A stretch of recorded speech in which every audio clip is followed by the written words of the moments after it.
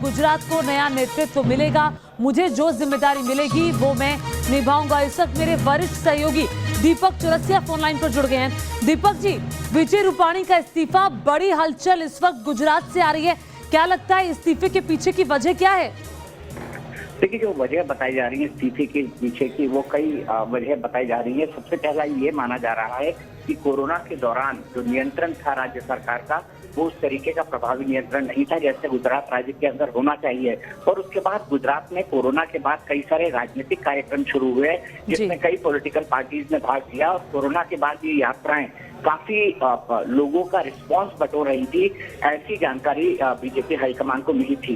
जो दूसरा महत्वपूर्ण पहलू है वो ये है कि जो इफेक्टिवनेस थी मुख्यमंत्री की, जिसके बारे में बार बार एक असेसमेंट भारतीय जनता पार्टी में लिया जाता है, वो असेसमेंट भी कोई बहुत बेहतर नहीं जा रहा था। तीसरा, लोगों को ये लगता था कि जिस कास्ट ग्रुप से वो आते हैं तो उस कास्ट ग्रुप का कोई बहुत बड़ा पॉलिटिकल वोट बैंक वहां पर है, ऐसी संभावनाएं, ऐसे संकेत या ऐसे समीकरण वहां पर बिल्कुल नहीं है।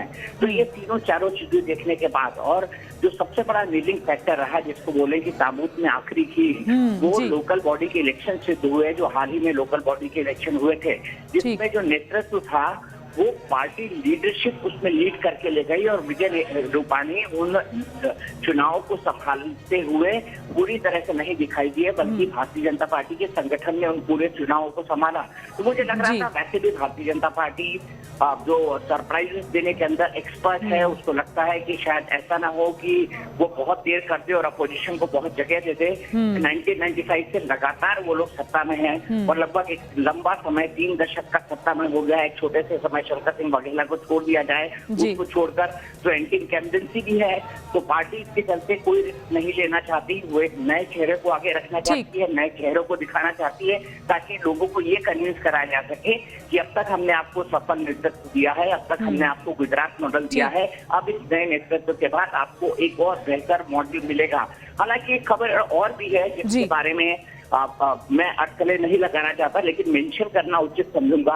क्योंकि भारतीय जनता पार्टी के कई गुजरात के नेताओं को ऐसा लगता है कि उत्तर प्रदेश के साथ साथ गुजरात के चुनाव भी हो जाने चाहिए, क्योंकि गुजरात के चुनाव होने हैं अक्टूबर नवंबर के आसपास। अक्टूबर नवंबर में 2022 के अंदर ये चुनाव होने हैं, जबकि उत्तर प्रदेश के चुनाव जो होने हैं वो अभी हाल ही में 4 महीनों के अंदर होने हैं। यानी अगर हम बात करें 2022 की, तो ये फरवरी और मार्च के अंदर चुनाव खत्म हो जाएंगे। लेकिन जहां तक मैं प्रधानमंत्री नरेंद्र मोदी को जानता हूं, वो प्री इलेक्शन यानी समय से पहले इलेक्शन कराने के हमेशा फेवर में नहीं रहे हैं। तो यहाँ कैसी परिस्थितियां बदली हैं, वैसे भी गुजरात का मामला है, इसलिए भारतीय जनता पार्टी के नेता पूरी तरह से टाइट लिप्ड हैं ये बताने में कि क्या क्या कारण रहे। जो कारण उभर कर सामने आ रहे हैं वो इस बात के लिए काफी है जिसके आधार पर मुख्यमंत्री को हटाया जा सकता है।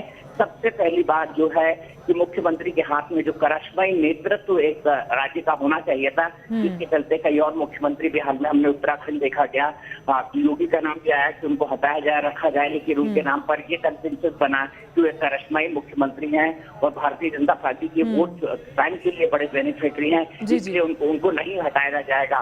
विजय रूपाणी के साथ ऐसा कोई कास्ट फैक्टर नहीं था, ऐसा कोई बड़ा फैक्टर नहीं था जिसके चलते उनको रखा जाता और उनके बल पर चुनाव जीतने की कोशिश की जाती। तो मेरे ख्याल से ज्योति ये एक बहुत प्रमुख कारण रहा।